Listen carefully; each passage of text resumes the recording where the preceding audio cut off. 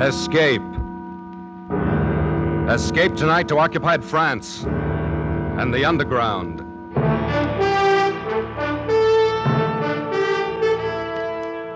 The Columbia Broadcasting System and its affiliated stations presents Escape, a new series of programs of which this, the second, is Operation Fleur de Lis, written and directed by William N. Robeson.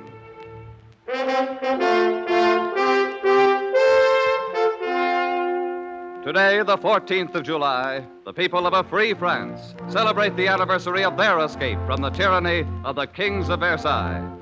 158 years ago today, the people of Paris stormed the Bastille and let loose the French Revolution. The torch of liberty set afire that day never burned more fiercely than during the years when France was occupied by the Nazis. We escape tonight to occupied France, from which 3 years ago there was no escape.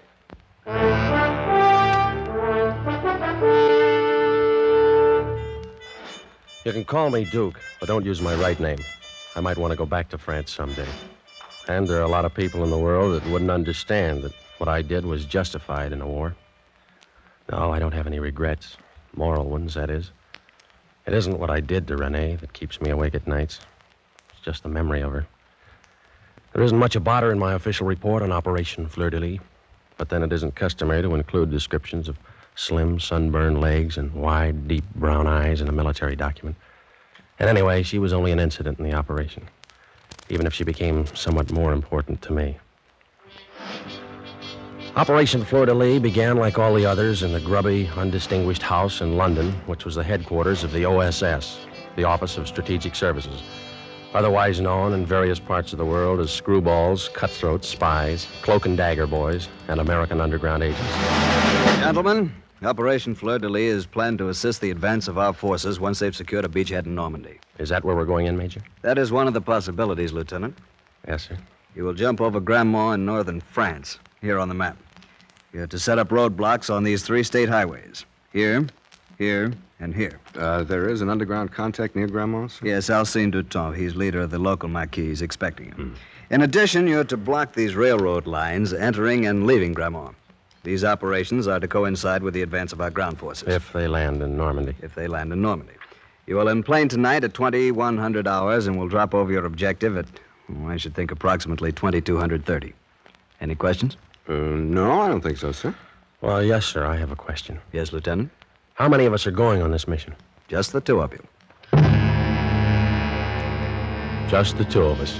And all we had to do was organize an underground army, disrupt the supply lines of a half a dozen Nazi divisions, and give support to the entire Allied invasion. Just the 2 of us. But that's the way the OSS worked. And nobody ordered Hill and me into it. We'd volunteered. I don't know why. Maybe for moments like this one, when you get a B-24 assigned to you as a personal taxi, and there's lots of room to sprawl around after the Bombay. How do you feel?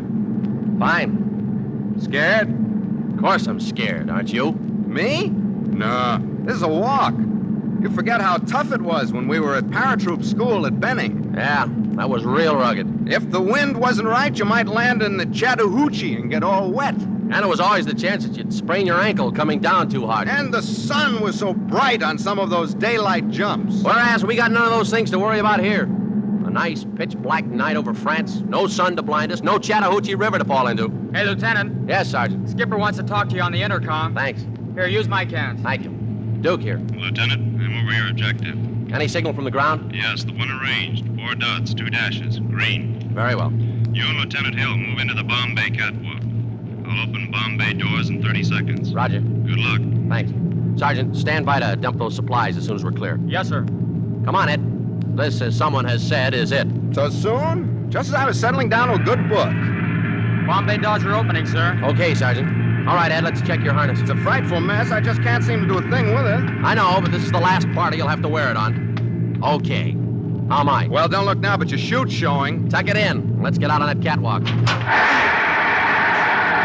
what a refreshing breeze. And all of France at our feet. You see the signal? That's what I'm looking for. There it is. Over to the left. You got it? Got it. Let's go! You kid. Sure you kid. It helps. But for those 10 seconds while you fall free, nothing helps. You hang on to the ripcord and you count off the seconds and you try not to count too fast.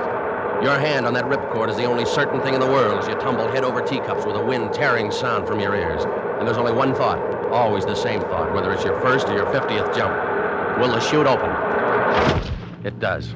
Yanking at your armpits, knocking the breath out of you, slowing you down, and you swing there like a rag doll trying to get your bearings. First, you make out the horizon. That's where the black becomes darker black, where the stars stop. And you wonder about Ed, but you can't risk calling out. And now that you're located where the stars aren't, you look for the signal light, and there it is, slightly to the left. So you tug at your shroud lines, spilling a little air to guide you toward it. And it's coming toward you awfully fast. And you hope this particular French patriot has picked out a field free of trees and church steeples. And then you try to remember all the things they taught you about hitting the ground and rolling with the wind and collapsing your chute. Because it's always like this. You always feel like you've never hit the silk before. And then you're down, and you roll just right, and you collapse your chute, and it's second nature to you after all. And then you hear footsteps running towards you. And you remember another important instruction. You whip out your automatic, and you hope your French is good enough to get you by. Qui va? Who is it? Alcine here. Fleur. Delis. Okay, Alcine, come on. At last you have arrived, Lieutenant. So it seems. You have no idea how long we've wished for this moment. Hold it. That's my partner. Come on. Hey, Ed. Ed. Over here, Duke. You okay? My empennage is slightly damaged, otherwise okay. This is Alcine, our contact. Alcine, Lieutenant Hill. Hello, Alcine. Lieutenant, it is a great pleasure to make your acquaintance. And on behalf of my countrymen... Yeah, well, let's get these chutes buried and blow this place. Where's your transportation, Alcine? We haven't any. What? Where's the safe house? You might be able to stay at my aunt's. I don't think she'd talk. You don't think, aren't you sure? Oh, yes, I'm supremely confident that Where are the Germans? They're everywhere. And that is why I'm so glad you're here. Now we can fight again. With your help, we will kill many Boche. Oh, wait a minute. How many are there in your Maquis? Myself and 2 others. Just 3 of you? Oh, my aching back. But now that the Americans are here, we can do anything. Oh, why don't they get these things straight in London? How can we block roads with a 3-man Maquis? 3 men and an aunt who perhaps will not talk. Well, let's get cracking. Duke, you're not going through with this mad venture, are you? What would you suggest? Well, as for me, I'm all for taking the next plane back to London.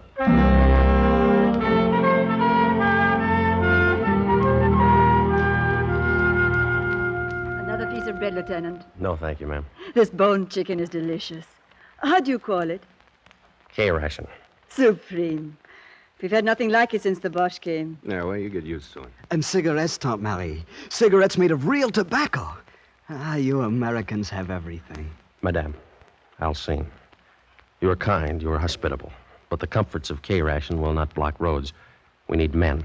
We must form a Maquis. But we have a Maquis. Look, and my... Alcine, there are 3 of you and 2 of us. Sure, we've got guns and we've got ammunition and supply chutes somewhere out in that field where we landed. We've got arms for 50 men. But if we had those men, we still couldn't go to war against a German division. And you said yourself there's at least a division garrisoned in Grammont. What must we do? First, we must organize a Maquis. We need men. Can you get them? I can go into the village and talk to my friends. Should have done that a long time ago. Alcine, that would be most unwise. Why? Didn't you know? Alcine is a patriot. He's a deserter from the Vichy army, so he's wanted by the Gestapo. Oh, great. And there's a Gestapo headquarters in Grammont, of course. Of course. Alcine is not one to run from danger. Well, quite the contrary. I can get Renee to help. Who's Renee? Alcine's sweetheart, a lovely girl from Paris. Poor thing, she had to come down to the country because her house was bombed out. Let's leave her out of this. But, Lieutenant, she would be most happy to help. Alcine, you got a lot to learn about guerrilla warfare, and you might as well study your first lesson right now. It's short and to the point. No dames.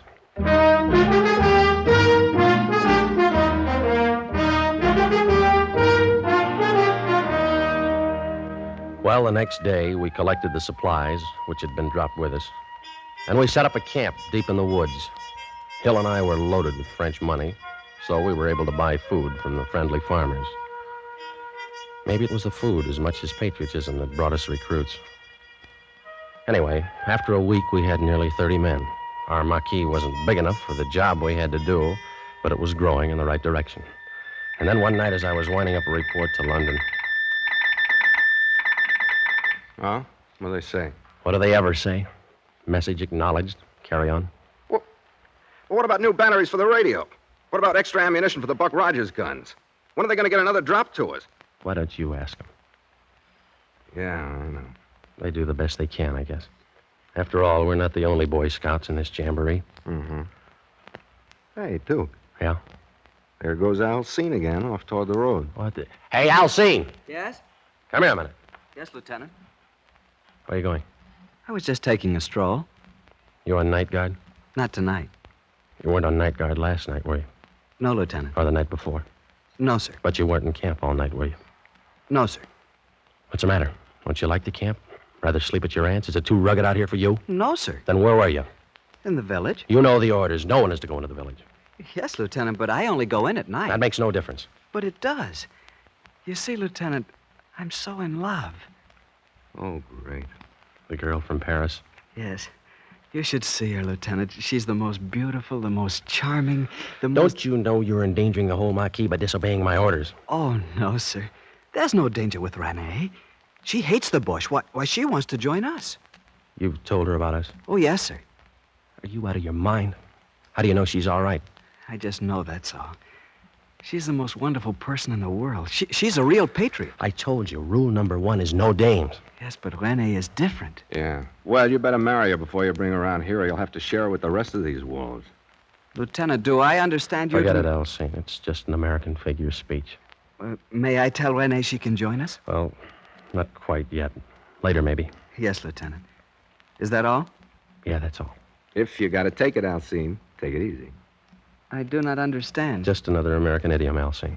Good night. Good night, sir. Hey, Duke, you gonna let him get away with that? Well, what are we going to do? Slap him into the guardhouse for 30 days. Only this isn't the American Army. We haven't any guardhouse. Yeah, stinks from a security standpoint. I know. If we try to keep these boys from sneaking off home every now and then, we're not going to have any Marquis. These French. An immoral race. I don't know about that. Remember Phoenix City, Alabama? Yeah.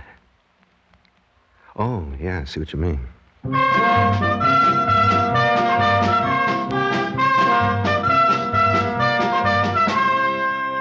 There wasn't anything we could do. If we'd ordered Alcine to stay in camp, he'd have sneaked off anyway. He had that dreamy, faraway look that's baffled parents, teachers, and first lieutenants since the beginning of time. I didn't worry too much about it because our Marquis was growing, and Ed Hill and I were breaking our backs pushing those French kids through an ersatz basic in 3 weeks. Headquarters in London didn't tell us much, but we did know from the BBC that the boys had landed at Omaha Beach, and it wouldn't be long before they'd be needing our roadblocks. And then one morning, about D+4, I think it was, I was out in the woods running a squad through concealment drill. No. Hit the dirt. Don't wait or you're Lieutenant. dead. When you see the signal, hit the dirt Lieutenant. right now. Pardon me, Lieutenant. Huh? Oh, I'll see. Where have you been all night as though I didn't know? Lieutenant, I've got to talk to you. Okay, I'll be through here in a half hour or so. I've got to talk to you now. All right, I'll sing. Okay, boys, take 5. Come along, Alcine. What's on your mind? Lieutenant, my family's been killed. Oh, no. Yes, by the Gestapo. They set fire to the house. My mother, my father, my 2 sisters. They ran out. The Gestapo shot them. You're sure of this?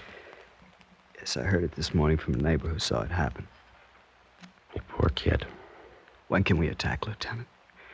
When can we stop this endless training and fight the bush? No, I want only to kill and kill and kill until I pay them back for my father, my mother, my 2 sisters. Yeah, I know. You'll get your chance, Alcine, but not yet. We gotta wait. We're not ready yet. I'm ready. Before I wanted to fight the bush for my country. Now I want to kill him again and again. For them. I know, but you gotta be patient. This should happen to me now. Only last night Renee said she'd marry me. Come to live here with me in the camp. I was so happy. And this morning I learned this news. When did you hear from your mother last? Not for a month since we began to work, but I've written her every week. You have? Who mailed the letters? Renee mailed them for me. She's so kind and thoughtful. She offered to mail letters home for the other boys, too. Oh, that was nice of her. Did they take advantage of her offer? A couple of them. Who? Paul and Jean. I told them about it, and they wrote their families. And Renee mailed the letters, huh? Yes, she's a wonderful person, Lieutenant. You're going to love her. Yeah, I think I am. She's all I've got in the world now.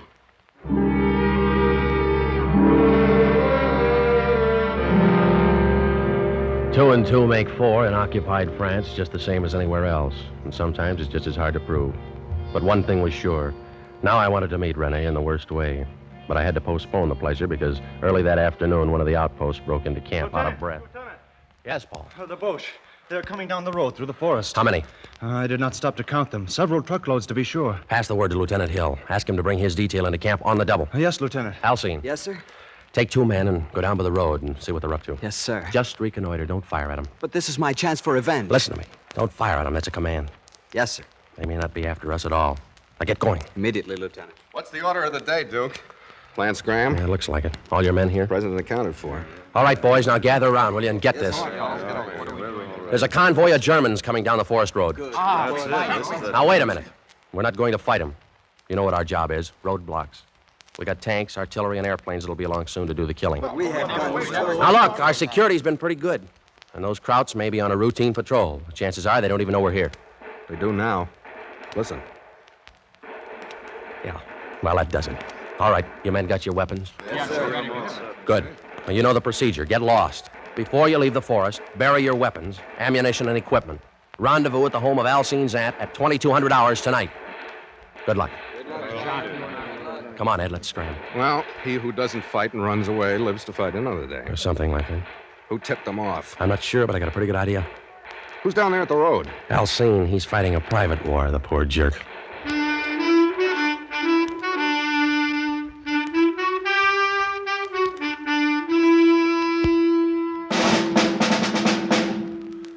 The basic rule of 3 in guerrilla warfare is surprise, kill, vanish. However, when you're surprised, the only rule is vanish, and we did. There were about 50 Germans and a half a dozen dogs to track our scent. They spent the day thrashing through the woods, firing into the underbrush, and finding nothing. It was a classic withdrawal, and Hill and I were proud of our little army, with the exception of Alcine, its self-appointed hero. When we arrived at his aunt's house that night for the rendezvous, a half a dozen of the boys were already there. Who is it? Fleur. Julie.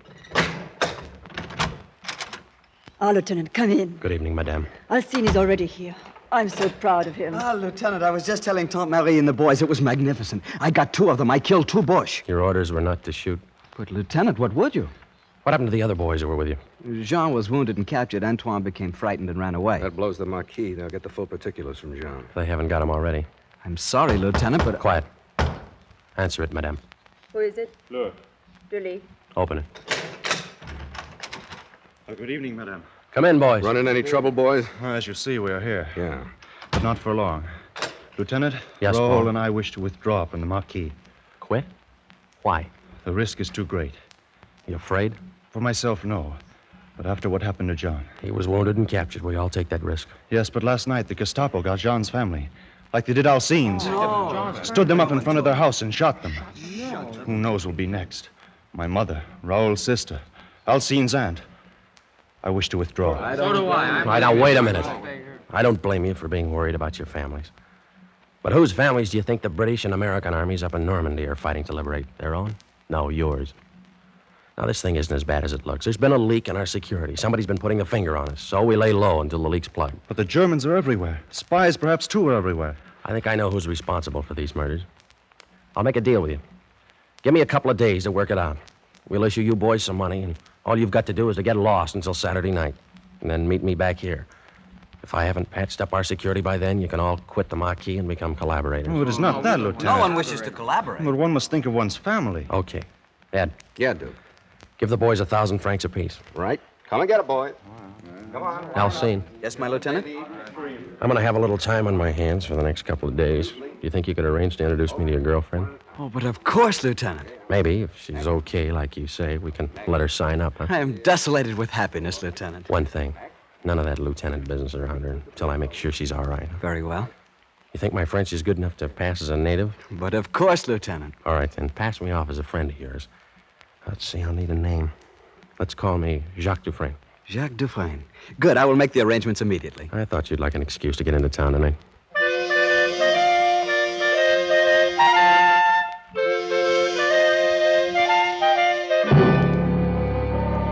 The next afternoon, Alcine brought the girl out to the woods near his aunt's house. I stood behind a tree to watch and make sure they weren't being followed. She was all right. Tall, long, sunburned legs, her hair caught in a blue ribbon like a little girl's. I let them walk by, and then I stepped from behind my tree. Oh, there you are, Jacques. Hello, Alcine. René, this is my good friend Jacques Dufresne. He's from Paris, too. Jacques, This is René de Cibourg. Glad to meet you, mademoiselle. And I'm honored to meet you, monsieur. Where do you live in Paris? Near the Porte du Lilas. But my home is no longer there. It was bombed out. Alas, so was mine. My family remain with friends, but I've come out into the country to fight with the resistance. Jacques has much influence with the commander of our Maquis. Oh, I hope you will be able to persuade him to let me join you, monsieur. I shall do what I can. It would be a privilege and an honor to work with a patriot like you. See, Jacques, I told you René was all right. You didn't tell me the half of it. Mademoiselle, you understand that we must be cautious. There are questions I must ask of a confidential nature. Why don't we meet again? Alone. Why not? Say, tonight? I have a little car. But- We might take a drive. Fine. But, René, you promised me I that... can see you some other time, ma chère. Remember, France comes first.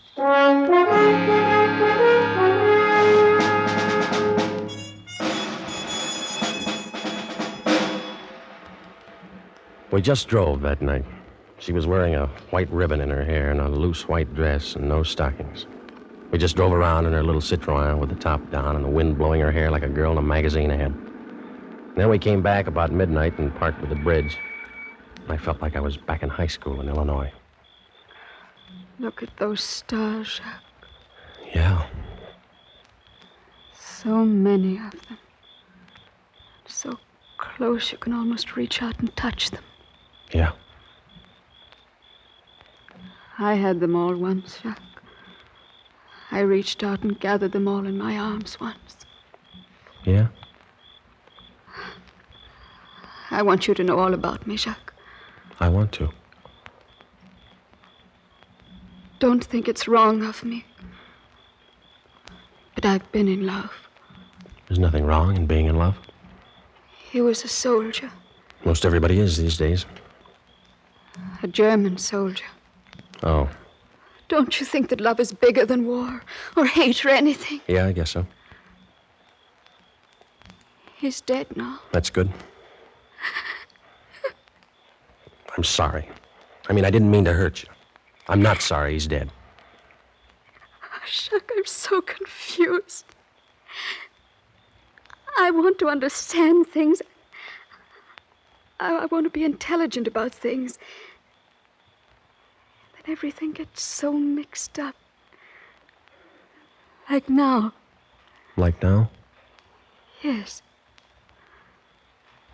Jacques, I've never been so happy as I am tonight. Not even with the German? Not even with him. Why does it have to end? Why do those blessed stars have to go out one by one to make way for another day of war? Why can't we stop time, you and I, and gather all the stars together, just for us? I don't know, baby. It's never been done before. But we can try.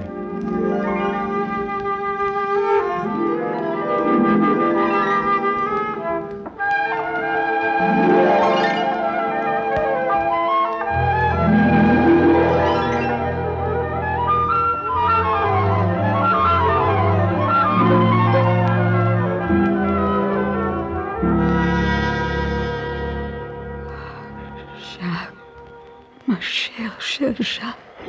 Yeah. Tomorrow night, Same time, same place. Forever if you say the word. forever. Sure, why not? Who knows how long forever is in this crazy world? Why not have it together? Why not get married? Why not, my most beloved? See you tomorrow night. I'll only be half alive until then. Chérie, if you want to write to your family in Paris, give me the letter tomorrow night, and I'll mail it for you.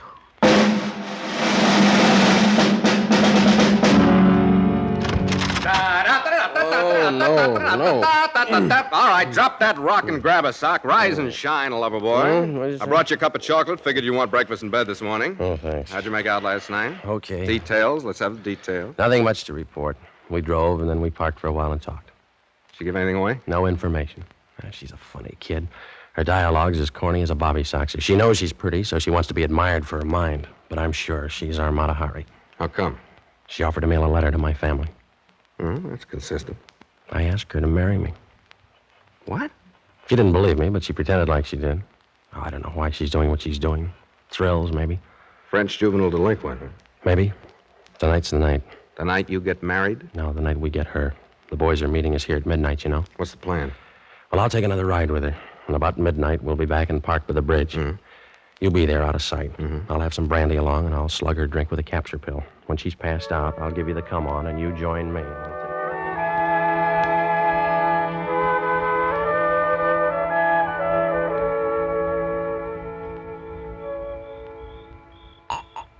Here, baby, have another drink, huh? I shouldn't, Jack. Brandy always makes me sleepy. Well, what of it? This is a celebration of our engagement. Oh, kiss me, Jack. Again and again. Sure. Jack, the stars are nearer. Nearer than they've ever been. Nearer than you think, baby. I love you, Jack. I do love you. Kiss me again. Do it again. And again. Renee. Baby, are you asleep? You collaborationist pig, can you hear me? Okay, Ed. Is she out? Like a red light in an air raid. Here's her purse. Start through it while I untangle myself, will you? Now, take a look at this. What is it? A letter from Gestapo headquarters confirming receipt of 3 addresses. Let me see that. Well, that one's Alcine's family, and that one's Jean's. And here's a Gestapo identification card. Flash your light over there. Look at her. What a dish. Look at that kisser. And she's responsible for the death of 6 people whose only crime was being born French. She'd have wrecked our marquee, snafu'd our mission, and turned me over to the Gestapo with her lipstick still on my collar. That gorgeous hunk of double cross.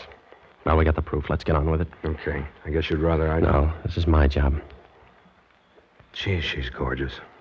Yeah. So long, honey. Thanks.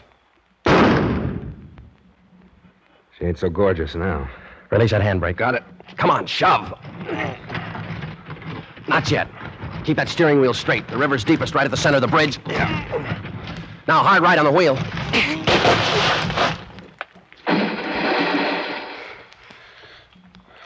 You know something, Ed? Huh? I think she finally did gather that armful of stars.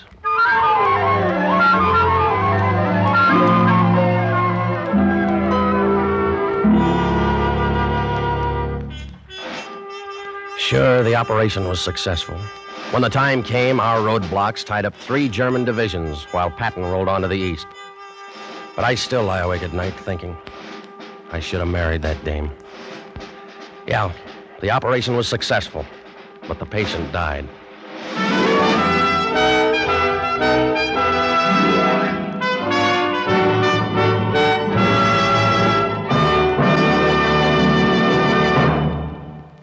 Operation Fleur de Lis was written, directed, and produced by William N. Robeson with Jack Webb as Duke, Elliot Lewis as Hill, Peggy Weber as Renee, and Harry Bartell as Alcine. Operation Fleur de Lis was based on an incident from the files of the OSS, recorded in Sub Rosa by Stuart Alsop and Thomas Braden. The special musical score was conceived and conducted by Cy Fleur.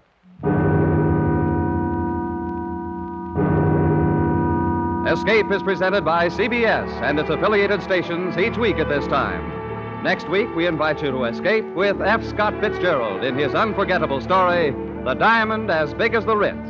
And so, good night, until next week, when again it will be time to escape.